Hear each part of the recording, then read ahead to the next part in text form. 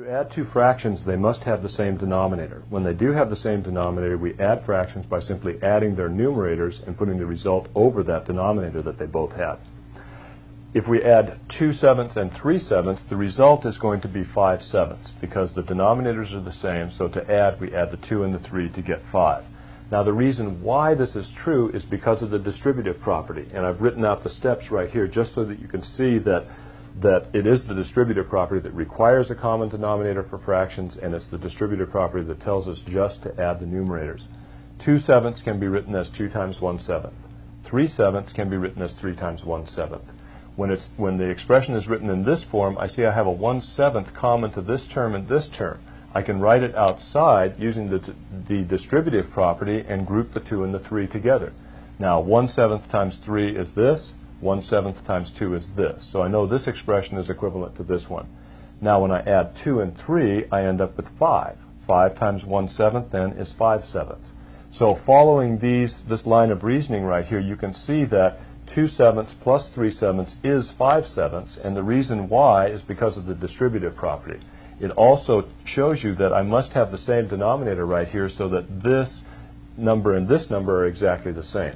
So to summarize then, we add fractions by first making sure that they have the same denominator, then we add by adding numerators and putting that result over that common denominator. Let's look at our first example. 1/4 plus 2/4 plus 3/4. I notice that the denominators are all the same, so to add these fractions, I'm simply going to add numerators, 1 plus 2 plus 3, and put that result over that common denominator. Now, 1 plus 2 is 3, plus 3 is 6. I have 6/4, and of course I want to reduce to lowest terms whenever I can. I notice there's a factor of 2 common to the numerator and denominator. I divide it out, and I end up with the reduced form of that sum of 3/2. Now, what we want to do next is add some fractions that don't have the same denominator. In order to do that, we're going to have to change to equivalent fractions that contain a common denominator. Now, we have a definition right here for the least common denominator. The least common denominator for a set of fractions is the smallest number that we can find that's divisible by all the numbers in the problem. So the least common denominator for a set of fractions is the smallest number that's divisible by all the numbers in the fraction. Let's go to the board now and work a problem that involves adding fractions with different denominators. 1/8 plus 3/4. I want to add these two fractions. I notice the denominators are the same.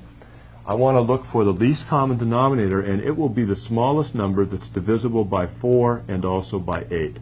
That happens to be the number 8. So I want to write each one of these fractions as an equivalent fraction with that denominator 8. This fraction already has the 8. This one doesn't. In order to get an 8, I need to multiply the denominator by 2. I do the same thing to the numerator. Let's see, I'm going to rewrite this a little bit. Let me do it this way. I'll just extend that. Here, I'll multiply the numerator and denominator by 2. That's my property 1 for fractions, and I know that doing that produces an equivalent fraction. Now what I have is 1/8 plus 6/8. So 3/4 is equivalent to the fraction 6/8. But now I have two fractions with the same denominator, so to add them, I simply add numerators and put the result over that common denominator. I end up with a sum of 7/8.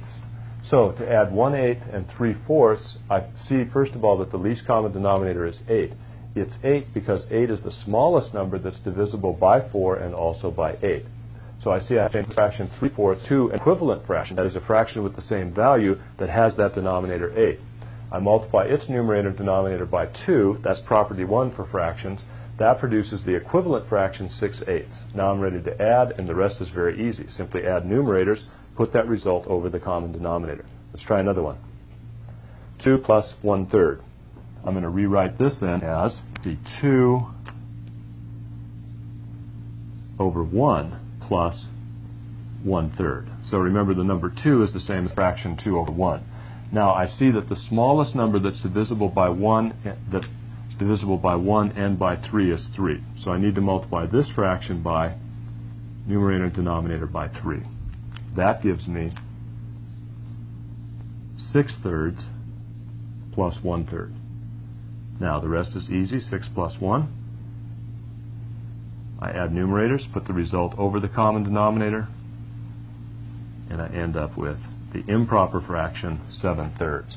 Now, notice here that I multiplied the numerator and denominator by 3. That gives me the fraction 6/3. Isn't 6/3 exactly the same as 2?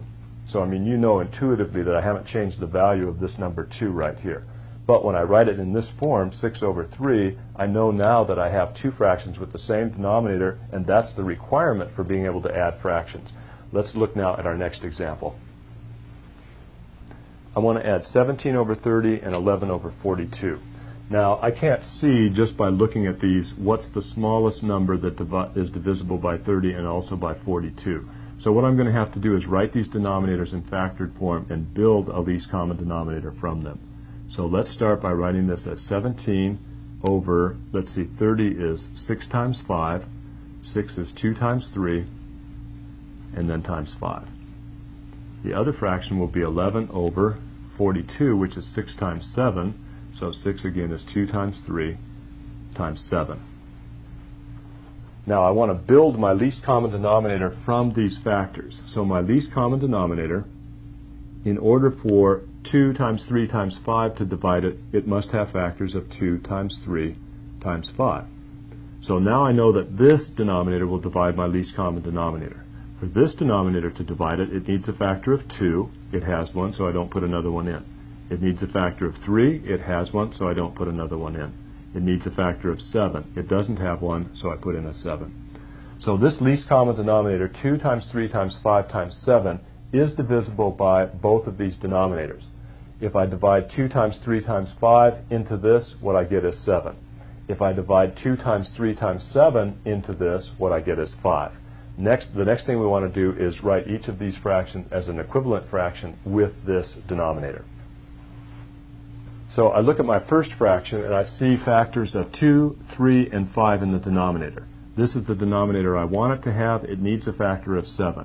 So I'm going to multiply the numerator and denominator of this fraction by the number 7. I look at my next fraction. It has a denominator with factors of 2, 3, and 7. It needs a factor of 5. It doesn't have one. So I'm going to put a factor of 5 in by multiplying the numerator and denominator by 5. This is the step at which I change to equivalent fractions. Now let's actually go do this multiplication. So here I have 7 times 17. Let's see, 7 times 7 is 49. 7. So that's 119 over 2 times 3 times 5 times 7 plus 11 times 5 is 55 over 2 times 3 times 5 times 7. So I'll add these two together and I'll end up with 174 over 2 times 3 times 5 times 7. Now notice that I haven't multiplied this denominator back out to see what it is, because at this step right here I may be able to reduce to lowest terms. If I can reduce to lowest terms, it will be because the numerator and denominator have some factors in common. So why not leave my denominator in factored form until the very end of the problem? And I see that 174 is divisible by 2, so let's see what happens when we factor it. Well, actually I've already done this problem, and I know that 174 is 2 times 3 times 29. So I'm going to just save myself a little time here and write that numerator in factored form. You can check it out. 2 times 3 is 6 times 29 is going to be 174. The denominator, 2 times 3 times 5 times 7, and as you can see, these common factors divide out, and I'm left with 29 over 5 times 7, which is 35. Now, you might want to check this on a calculator. Just take 29 divided by 35. You'll get some decimal number. I know we haven't covered decimals yet, but you can see that one decimal number will be the same as another one. Do that division. Do this on a calculator too, and you'll see that you get the exact same number. 29 over 35 is the sum of these two fractions. So what we do here is to first factor each denominator, build the least common denominator from that, multiply the fractions, numerator and denominator, by the factors that the least common denominator has that their denominators don't have. That produces these equivalent fractions. The rest is simply a matter of adding the numerators and reducing to lowest terms. It's a little more complicated problem because the numerator and denominator are large numbers.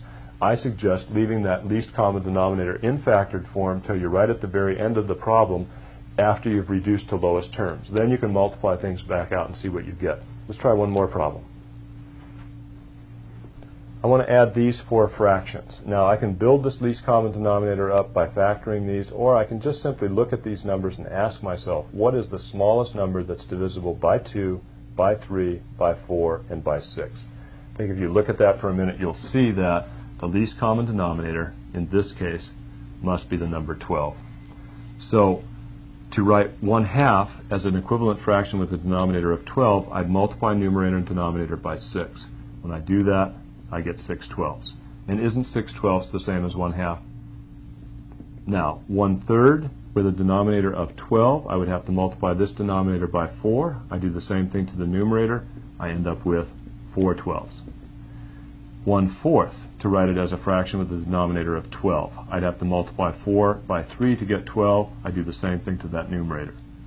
I have 3/12. And then 1/6, of course, is going to be 2/12. So whatever way you go about working this problem, these are the equivalent fractions you'll get when you take these fractions and rewrite them as fractions with a denominator of 12.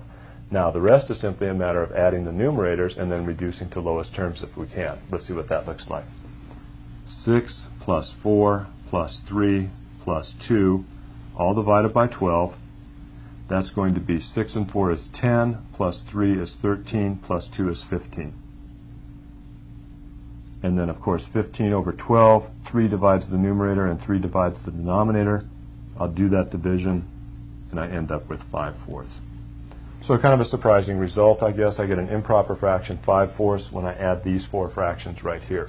If you can't see that that least common denominator is 12, factor each of the denominators. This will be 2 times 2, this will be 2 times 3, and build that least common denominator from the factors of each of these denominators, just like we did in the previous example.